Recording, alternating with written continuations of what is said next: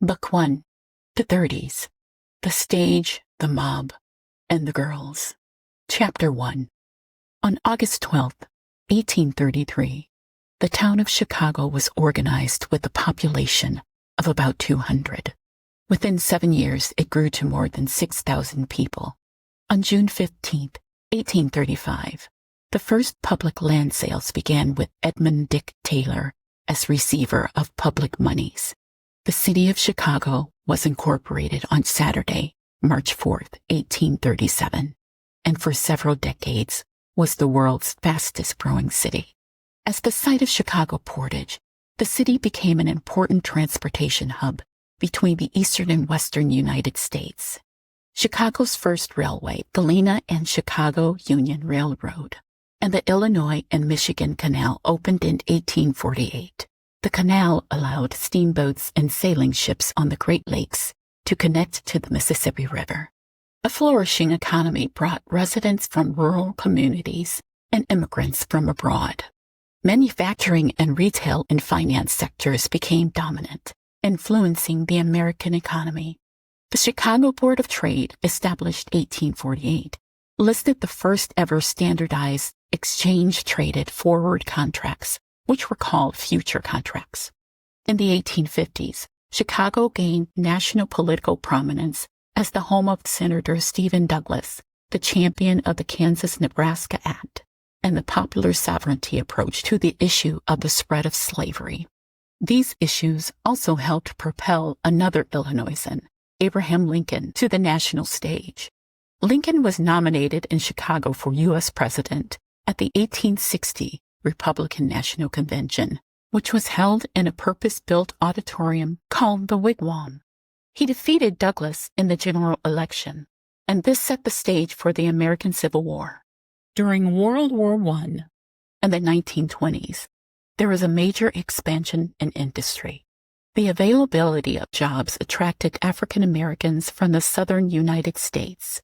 Between 1910 and 1930, the African American population of Chicago increased dramatically from 44,103 to 233,903. This great migration had an immense cultural impact, called the Chicago Black Renaissance, part of the new Negro movement in art, literature, and music. Continuing racial tensions and violence, such as the Chicago race riot of 1919, also occurred.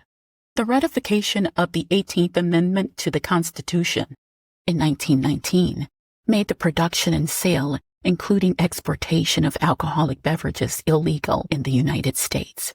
This ushered in the beginning of what is known as the gangster era, a time that spans from 1919 until 1933, when Prohibition was repealed.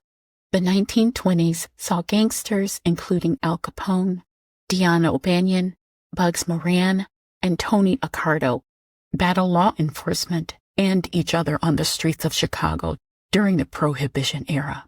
Chicago was the location of the infamous St. Valentine's Day Massacre in 1929, when Al Capone sent men to gun down members of a rival gang, Northside, led by Bugs Moran.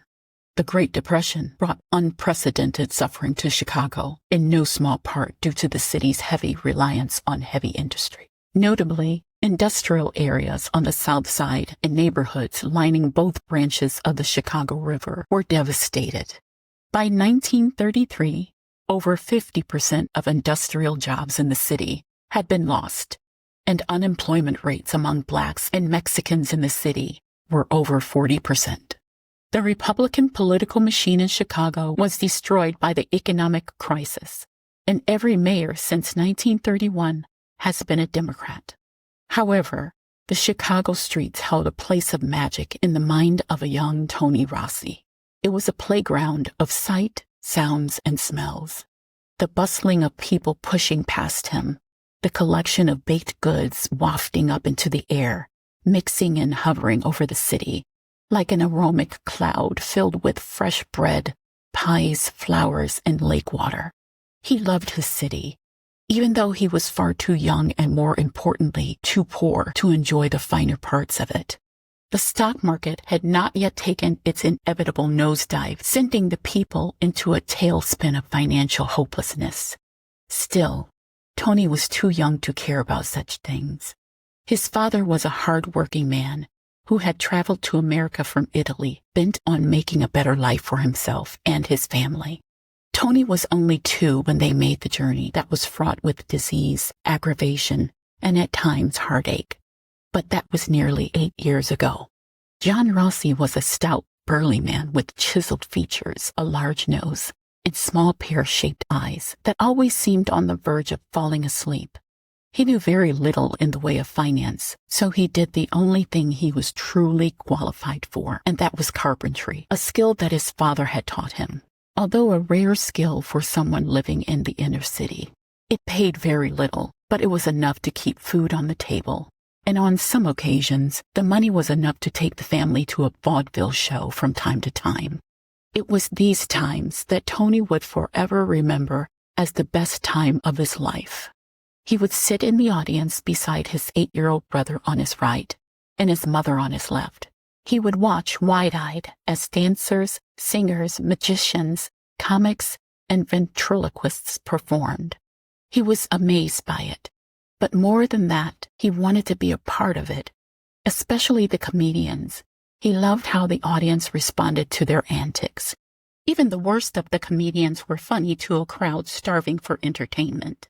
This is what he wanted, but he had no idea how to achieve such a lofty goal. On many occasions, he and his brother would act out comedy routines that they had seen on the stage for the neighborhood kids, and it always ended in a rousing applause. And on some occasions, a couple of pennies would be thrown in appreciation for the amusement. Adults were indeed amused at the 2 young boys as they mimicked some of the great stars of the day. But the thought that he could go beyond street performing was quickly dashed when in 1929 the stock market fell and people found themselves unemployed all over the country. Even though the crash had little effect on him or his family directly, he knew that the life he once enjoyed would be forever altered. No more would people pay him to perform, because the pennies that were normally thrown would be held back so that food could be purchased. Others came first now. A child dancing in the street was no longer a priority or a luxury for passers to watch. And besides, his father began to lose clients, and the trips to the shows were curtailed.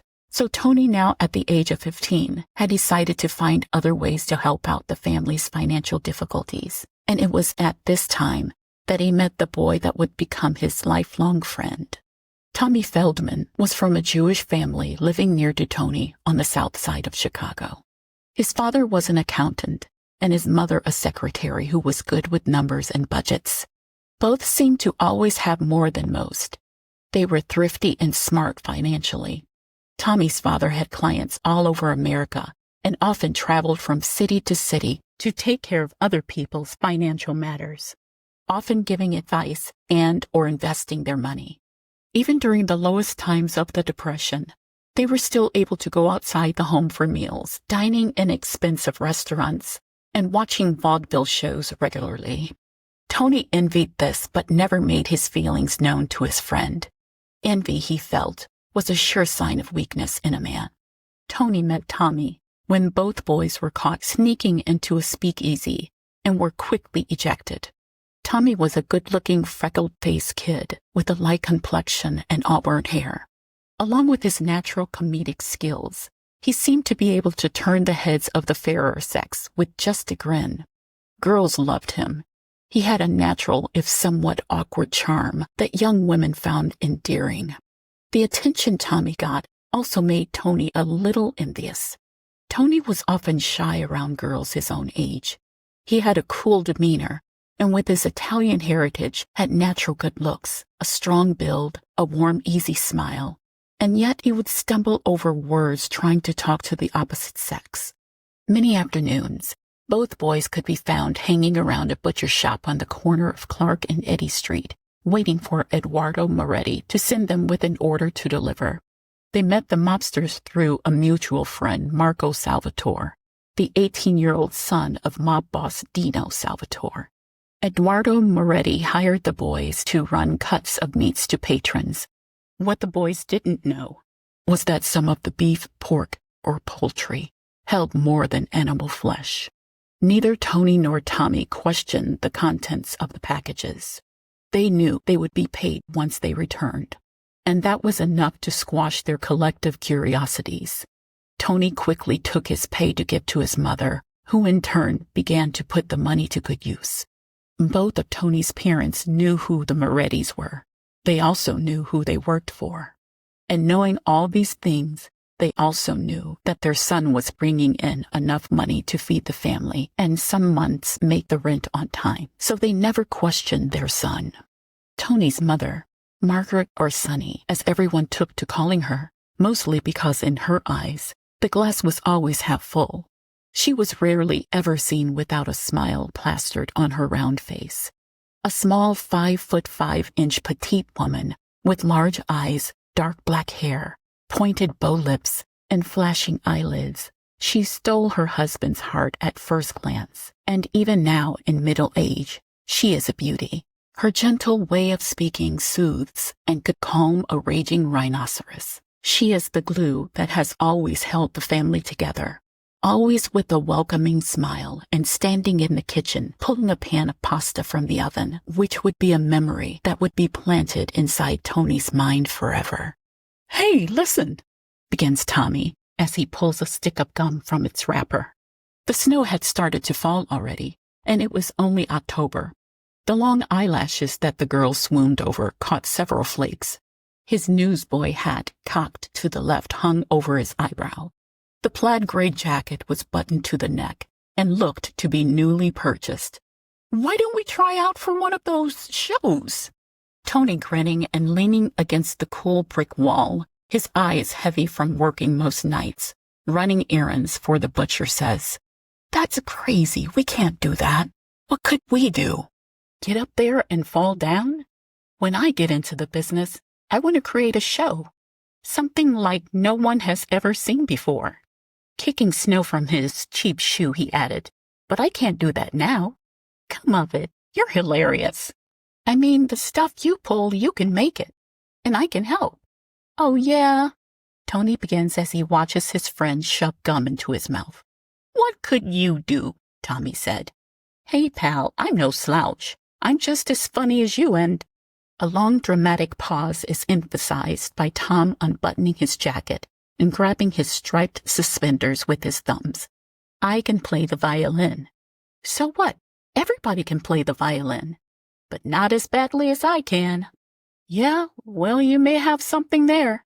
To Tony, Tommy said, "Well, I will give you—" Tony watched as Tom dug into his right trouser pocket only to reveal a crumbled dollar. "This here dollar if I can." "Can what?" Tommy, shoving the bill into Tony's chest, said, "Make it on stage. The both of us." Tony, pushing Tom's hand away, said, "I got my mom and pop to think of. I can't run off and join no circuit." "I never said circus." Tony, shaking his head and rolling his eyes, repeated, "Circuit," then adding, "Not circus." Tommy, undeterred, continued, "Listen, we can get rich. Look at those Marx fellows. They started out at our age. They were singers and now they're in pictures. That could be us." "I don't know, that seems risky. And besides, I'm making enough now to help out the folks, and—" Tommy, sounding frustrated, said, "Well, I'm going to try it." The news caught Tony by surprise. The two friends had often spoken of this sort of thing in the past, but now he saw something different in his friend's eyes. He couldn't be sure, but it looked like determination. Tom was serious. The thought scared Tony somewhat. They were friends and had been closer than brothers. The thought of his friend leaving him terrified him. "No, wait, let's just talk about it first. I mean, what if it doesn't work out? Then I can always come back. But Tony, I have to try. I couldn't live with myself if I didn't at least give it a chance." Tony, pushing himself from the wall and removing his hands from his pockets, said, "But how? I mean, where can you start? Where would you go? Don't you have to know someone first?" "Well, there's the Admiral Theater on Lawrence. It's only been open for a few years. I'm sure they need some talent.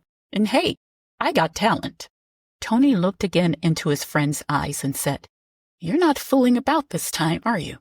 Tommy for a moment grew quiet. He turned his eyes away from his friend and looked at the snow falling on the streets. Then turning back, he said, "No, I want to do something, see something. I will never be able to do what I want to do stuck here in the city. And on these streets, there's nothing for me." Throwing a thumb over his shoulder, continued, "Delivering stuff for these guys?" Tommy watched as a Chrysler drove past, throwing mush into the air. It slid a few times on a turn, then continued. Tony was at a loss for words. How could he come out here every day alone and do what he has always done without Tommy? Neither boy attended much school. All they knew was survival. They depended on one another for stability to an otherwise unstable existence. His life would be empty without his friend. Everything inside him told him to go. But the thought of his out-of-work father, his hungry siblings, weighed heavily on him. And for a moment, he resented his parents for making him have to choose between his dream and their survival. He knew Tom's parents would be fine without him. They would worry, of course, but they would survive. But Tony's parents wouldn't. Then abruptly, and trying to hide the frustration in his voice, he said, "Well, I can't go." The words came out angrier than intended. As much as they shocked Tom, the words surprised Tony. He wasn't prone to angry outbursts, but Tommy was his anchor here. He was what helped him stay grounded. He was the one that knew everything about him, his thoughts, his dreams. Not even his siblings or parents knew the things his friend knew. Just Tommy was privy to know what was really happening inside his mind. And now he was leaving. His heart was heavy. He couldn't reconcile the emotions he was feeling. So it came out in angry bursts. He wanted to cry, but he wouldn't let himself, especially in front of Tom. This was Tony's dream. He wanted to be the actor and the performer, but he knows it's not realistic. And why can't Tommy see it this way? It's not something that happens to inner-city kids. "Hey, look," begins Tom as he rests a hand on his friend's shoulder. "If I make it, I will call you to join me. And all you'll have to do is be funny, I promise." Tony, looking at another car that nearly slid into the side of the building, said, "Yeah? And what if you don't make it? Then I'll come back. Simple as that." Deep inside him, Tony felt as though this was going to be the last time that he would ever see his friend again. He mumbled, "Yeah, simple." He turned his back. He wanted it done now. He didn't want to prolong the inevitable. Tony started walking without saying another word. He walked away, leaving his friend standing alone on the corner. Tommy watched his friend go. He didn't know that Tony would take this so hard, but he had to do what was good for him. It was at that moment that he made a promise to himself. If he made it big, the first person he would reach out to would be Tony. He would find a way to bring his friend with him, even if that included taking in Tony's parents. It was a big dream for a small boy. But what would life truly be without big dreams? A wasted journey on a boat that goes in circles. He wanted more, and he would find a way to make it happen. And not just for him, but for his friend also.